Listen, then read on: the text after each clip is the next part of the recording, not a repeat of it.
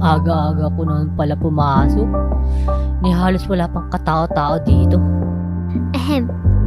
Hello, Jose. Kayo na ka pa ba dito? May tumatawag sa akin? Sino ba yun? May tao na pala dito? Kala ko ako pa lang. At saka, bakit kilala niya ako? Aga mo naman pumasok, Jose. Ikaw din naman maaga din. Yeah, pero mas nauna ka pa rin sa akin.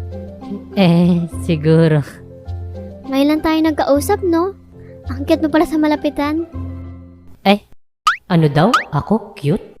Nga pala, pwede ba kita maging kaibigan, Jose? Okay lang. Yun, at dahil friends na tayo, meron akong sikretong sasabihin sa'yo. Ano sekreto naman kaya yun? Basta promise mo, sa atin lang to, ha? Okay. Kuya, uy! Kuya, gising na! Kuya, uy! Gising na! Uy! Binabangungot ka na naman!